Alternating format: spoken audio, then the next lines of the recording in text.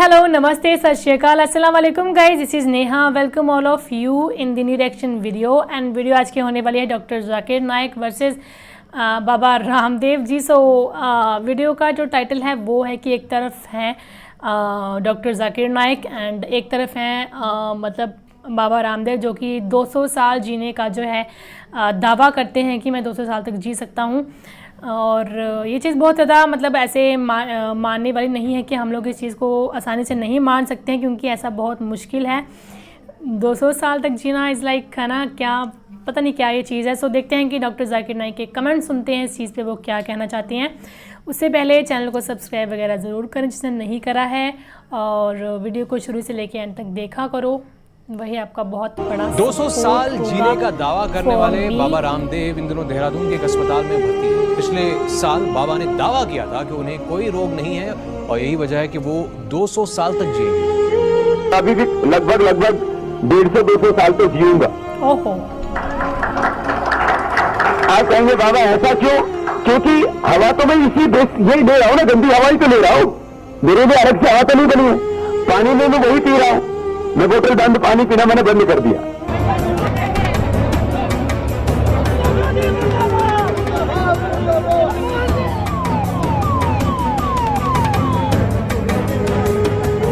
योग और आयुर्वेद से देश और दुनिया के लाखों लोगों की बीमारियों को ठीक करने का दावा करने वाले बाबा रामदेव खुद अस्पताल में भर्ती हैं। डॉक्टर साहब ने अच्छा सवाल पूछा है कि उसने कुरान मजीद पढ़ी और सब बात को तस्लीम करते, सिर्फ एक या दो बात कि कुरान शरीफ के अंदर मौत आती है, मुर्दे को वापस से जिंदगी दी जाएंगी आखिरत में, उनका जिक्र है।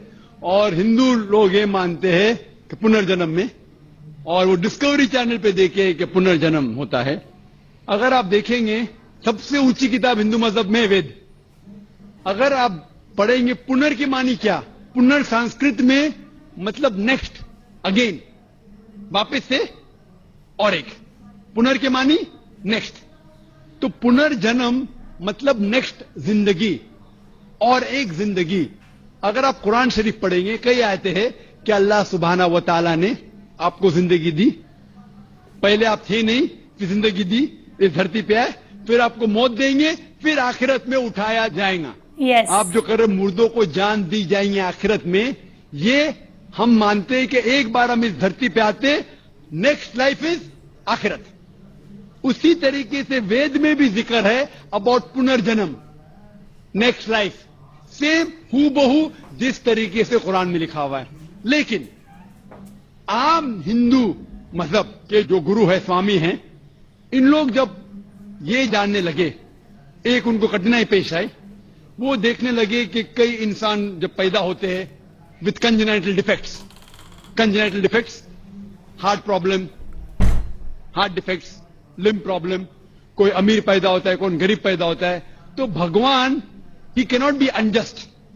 भगवान अनजस्ट नहीं हो सकता है कि कोई इंसान को हेल्दी पैदा करता है सेहत के साथ, कोई इंसान को कंजेनाइटल दिल की बीमारी से पैदा करता है, कोई इंसान को अमीर घर में पैदा करता है, कोई इंसान को गरीब घर में।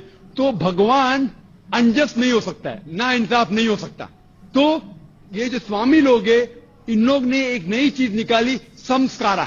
हिंदू मजहब में कहते संस्कारा, जो इंग्लिश में कहते हैं cycle of birth and rebirth, transmigration of soul. अंग्रेजी में कहते ट्रांसमाइग्रेशन ऑफ सोल, क्योंकि आप डॉक्टर है, आप जानते होंगे।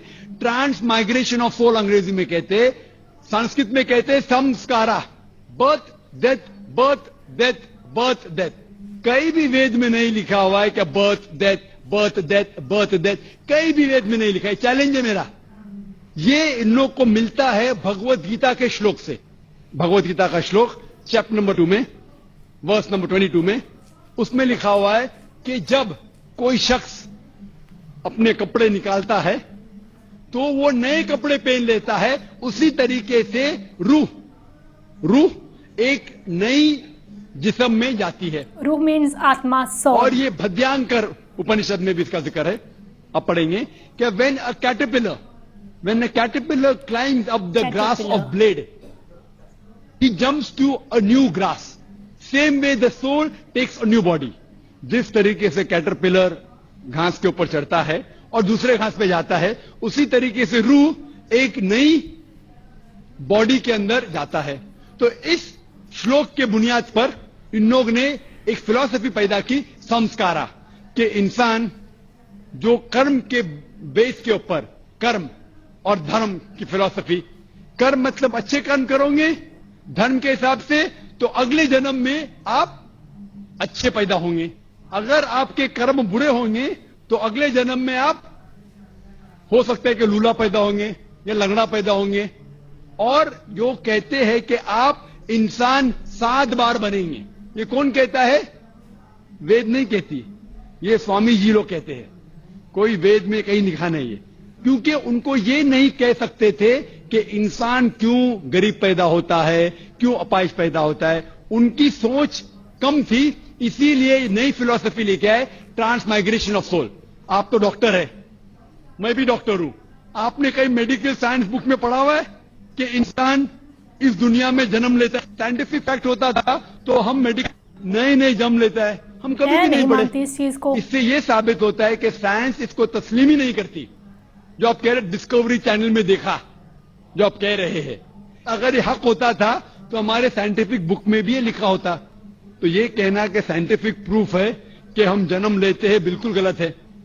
इस्लाम जो इसका जवाब देता है वो है कि इस्लाम तस्लीम करता है कि अल्लाह सुब्हानहू व तआला कुछ लोग को अपाहिज पैदा करता है, कुछ लोग को अच्छी सेहत देता है, कुछ को गरीब, कुछ को अमीर। इसकी वजह है कि अल्लाह ताला फरमाते हैं सूरह मुल्क में, सूरा नंबर 67 आयत नंबर 2 में, अल्लज़ी खलक़ल मौत वल हयाता, अल्लाह सुब्हानहू व तआला ने मौत और जिंदगी बनाई ताकि आप लोग को जांच सके, आप लोग का इम्तिहान ले सके, आप लोगों में से कुछ लोग अच्छे हैं। ये जांच पड़ताल करने के इम्तिहान है। और अल्लाह ताला फरमाते सूरह अनफाल में, सूरा नंबर 8 आयत नंबर 28 में, कि आपके बच्चे और आपकी जायदाद आपके लिए फितना है। आपकी जायदाद और आपके बच्चे आपके लिए एक टेस्ट है, आपके लिए इम्तिहान है। अल्लाह ताला कुछ लोग को गरीब घर में पैदा करता है, कुछ लोग को अमीर। जो लोग अमीर है उनके लिए इम्तिहान है कि वो ज़कात देते क्या नहीं। जैसा कि मैंने कहा मेरी तकरीर में, तीसरी बुनियादी बात इस्लाम में है ज़कात।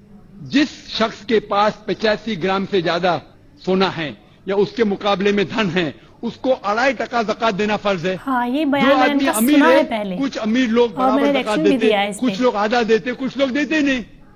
तो अमीर इंसान को शायद 100% मार्क्स मिले या 50% मार्क्स मिले या 0% मिले।